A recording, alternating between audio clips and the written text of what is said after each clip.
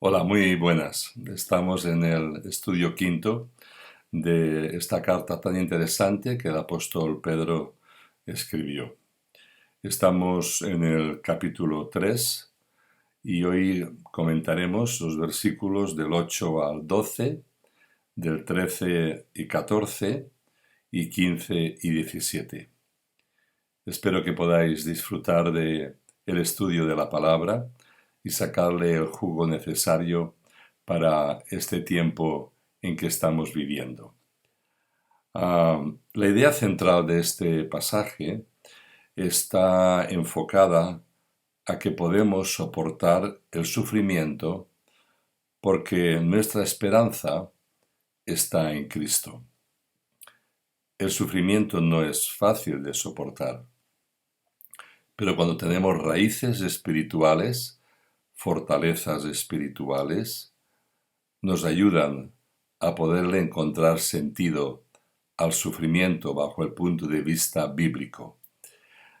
En este estudio tenemos que recordar que el apóstol Pedro, que escribió esta carta, aunque tal vez no manualmente, tenía a Silvano, Silas, él hacía de escriba, pero el apóstol Pedro dio su visto bueno al final de la carta. Y está escrita para un grupo de iglesias. Por lo general, las cartas de Pablo están escritas a una iglesia, pero Pedro escribe a un grupo de iglesias. Un grupo de iglesias que está pasando una situación difícil de convulsión y viene una persecución hacia ellos. Por lo tanto, les está preparando y les está hablando del sufrimiento.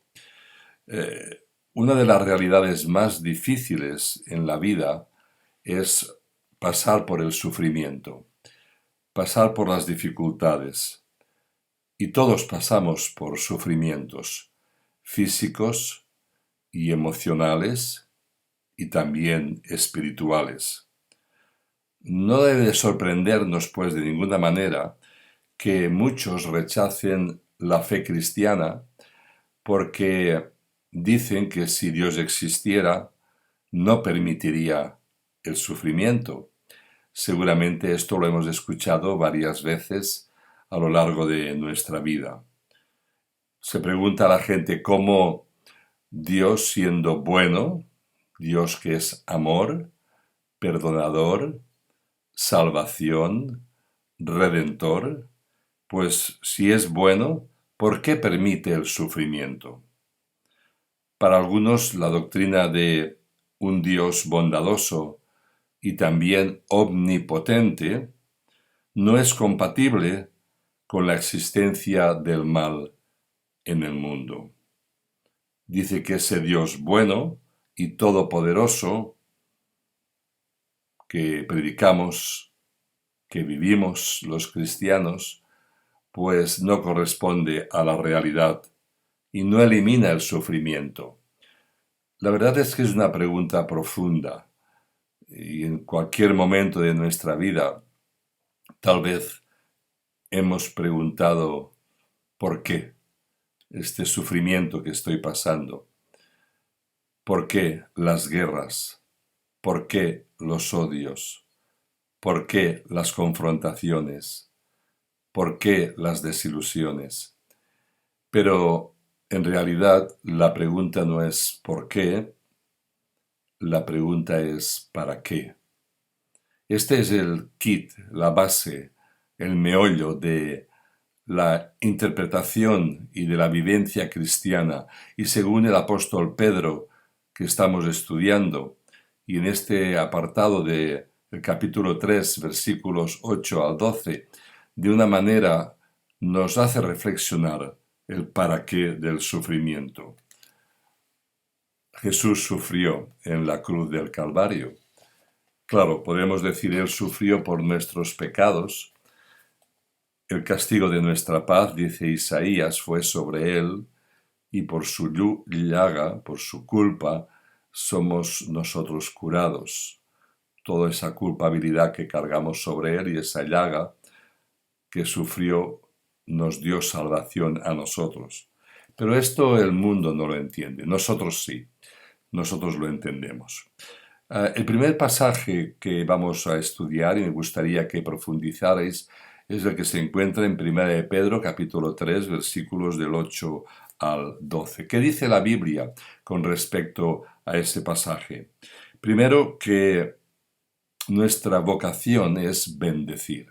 Si leéis detenidamente el pasaje, os daréis cuenta de que esta parte de la bendición es muy importante. Bendecir aún en las adversidades, bendecir aún en el sufrimiento, bendecir aún en los conflictos que estamos viviendo y que muchas veces no entendemos.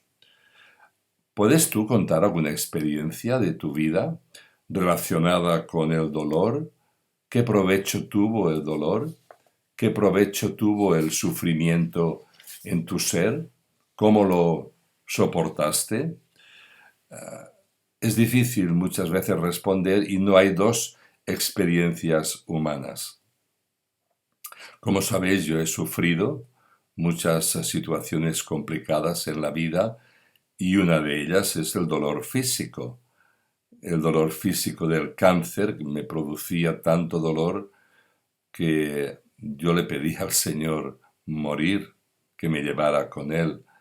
No había ningún medicamento que pudiera aliviarme aquel dolor tan fuerte.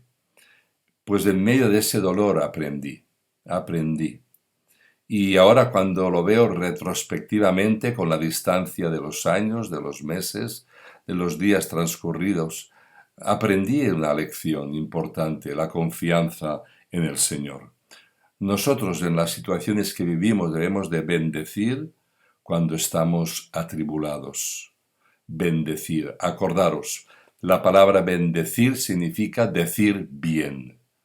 Decir bien, y decir bien significa que es un cambio de mentalidad, porque por lo general se maldice, nos enfadamos, salen por nuestra boca palabras, actitudes, pensamientos que tenemos que contradicen la bendición y maldecimos a los demás. En este pasaje vemos la importancia de bendecir. También vemos la importancia de que el cristiano debe de bendecir sabiendo que Dios está en control de todo. Porque cuando perdemos la esperanza y nos desesperamos, pensamos que Dios se ha olvidado de nosotros y nos ha dejado a expensas de este sufrimiento y de esta situación adversa que estamos viviendo. El cristiano puede pedir alivio en cualquier situación y sabemos que Dios nos escucha, sabemos que Dios está atento, que es bondadoso y responde a nuestra súplica. Pero no siempre, recuerda, no siempre responde de la manera que nosotros pedimos. No siempre responde de la manera que habíamos planificado. A veces la respuesta de Dios es tan sorprendente que nos resulta difícil entenderla. Pero Dios desea que nosotros bendigamos y permite que pasemos esa prueba y esa dificultad. Y aquí el apóstol Pedro está confiando en que Dios escucha las oraciones de sus hijos y también está atento, muy atento a las injusticias que podemos soportar y pasar. Todos pasamos por injusticias. Y alguna vez habremos dicho, esto es injusto, esto no tenía que pasar. Pero pasamos por injusticias. El sufrimiento tiene un propósito.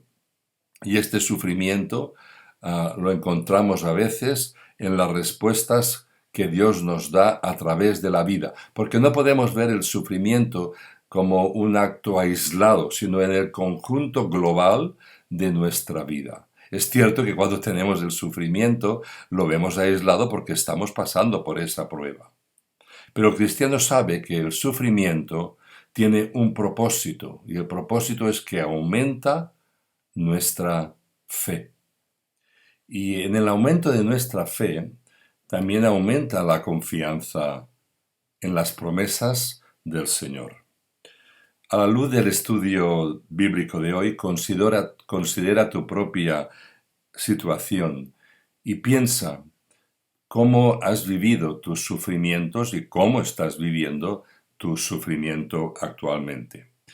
Hay bastantes pasajes en la Biblia que nos hablan sobre las consecuencias del sufrimiento. ¿Cuál era la lección a aprender de ese sufrimiento? Y esta es la pregunta que tienes que hacerte. ¿Cuál es la lección que debo de aprender del sufrimiento? Cuando vemos en Jonás, en el capítulo 1, versículo 15, dice, Jonás es tragado por un pez. ¿Cuál era la lección a aprender? La lección a aprender de Jonás es que debía de arrepentirse porque se alejó de hacer la voluntad del Señor y tenía que aprender. Y de hecho, pues aprendió la lección. También podemos leer en el segundo libro de Samuel, capítulo 12, cuando se describe la muerte del hijo del rey David y Betsabé. ¿Cuál era la lección a aprender de ese sufrimiento? El reconocimiento de un grave error que cometió el rey David buscando a Betsabé y tener un hijo con ella.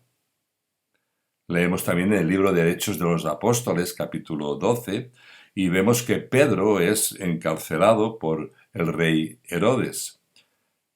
¿Qué se aprendió de ese sufrimiento? Pues que la Iglesia tenía una oración constante y ferviente por la liberación de Pedro. Así que había lecciones que aprender. Hechos capítulo 16, versículos 1 a 32, Pablo y Silas están en la cárcel, están sufriendo por el Evangelio. ¿Cuál era la lección a aprender? Quizá ellos no se daban cuenta, pero ahí había una conversión, la del carcelero de Filipos. O en el libro de Génesis, capítulo 22, y Hebreos, capítulo 11, cuando habla de Abraham y el sacrificio de su hijo Isaac, iba a sacrificarlo. ¿Qué tenía que aprender Abraham? Pues tenía que aprender a confiar en las promesas de Dios, que aún en medio del sufrimiento Dios le libraría. Por lo tanto, como dice el libro de Hebreos capítulo 12, versículo 11, es verdad que ninguna disciplina al presente parece ser causa de gozo, sino al contrario de tristeza, pero después da fruto, fruto apacible de justicia a los que en ella han sido ejercitados. El Señor nos permite que pasemos por el sufrimiento. Y acuérdate, no es por qué, es para qué. Y también podemos leer en Primera de Pedro, capítulo 3, versículos 15 al 17, donde está hablando que mantengamos una defensa de nuestra fe. Que defendamos nuestra fe, pero lo hagamos con mansedumbre y con reverencia. Dice que porque mejor es que padezcáis haciendo el bien, si la voluntad de Dios así lo quiere, que haciendo el mal. Esa defensa que nos está hablando el apóstol Pedro aquí, y que lo hagamos con reverencia, se llama tener una apologética. La apologética es la defensa de la fe, de nuestra fe, pero de una forma racional y a la vez histórica, con fundamento, no una defensa superficial, sino que defendamos nuestra fe. Pedro nos reta a ser apologéticos, cristianos, defensores de nuestra fe, preparados siempre para defender nuestra fe. La pregunta que te hago en este tiempo de estudio bíblico es, ¿qué sucedió la última vez que testificaste de tu fe en Jesucristo? ¿Hubo oposición? ¿Hubo confrontación? ¿Pudiste defender tu fe? Hay que prepararse para vivir una vida apologética de defensa de nuestra fe. El apologista debe de ser amable y también escuchar a la otra persona que está hablando. No solamente hacer nuestro discurso, nuestra ideología, defenderla con una actitud correcta, sino escuchar al otro. Es importante tener este punto de vista claro. El apologético, la persona que está usando la apología, debe tener sanas motivaciones en su intercambio con la otra persona. Tal vez la otra persona difiere de nuestra forma de vivir la vida cristiana, o tal vez es inconversa, o tal vez es atea, no tiene ningún interés en el asunto. En el mundo deportivo, los equipos se reúnen después y el entrenador les dice cómo han hecho las jugadas, que rectifiquen. Y yo creo que es importante que en nuestro mundo espiritual que vivimos también rectifiquemos y aprendamos a ser apologéticos. El apologista debe de mantener la calidad en su intercambio con la otra persona. Para Dios no hay nada más importante que mantener la integridad y la calidad de nuestro testimonio. Esto es un ejemplo vivo. Y Pedro está recalcando a las iglesias que no deshonren a Dios, que no bajen el nivel de su confrontación amable, de su explicación de su fe. Por lo tanto, pongamos en práctica estos principios que el apóstol Pedro les escribe a las iglesias, pero son tan válidos para nuestra vida hoy. Toda persona pasa por pruebas y dificultades, y las tribulaciones en tu vida y las adversidades que estás teniendo pueden servirte para fortificar tu fe y tu confianza en Dios. Lamentablemente, algunos están dispuestos a aprender de las lecciones que el Señor permite que pasemos, pero hay cristianos que no están dispuestos a aprender de esas lecciones. Por lo tanto, aceptemos con humildad la voluntad de Dios para nuestra vida, su soberanía, su plan perfecto para cada uno de nosotros. La oración de los apóstoles nunca fue para evitar las pruebas. La oración fue la que el Señor nos enseña y la que la Biblia nos enseña en la forma global, aceptar la voluntad de Dios, aceptar los caminos del Señor y vivir esas pruebas con las promesas de Cristo en nuestras vidas. ¿Por qué? Porque debemos de ser hallados fieles al final. Y recordemos las palabras de Pablo: he peleado la buena batalla, he acabado la carrera, he guardado la fe. Por lo demás, me está reservada la corona de la vida, la cual el Señor me dará, juez justo, en aquel día, y no solo a mí, sino a todos los que esperan su venida.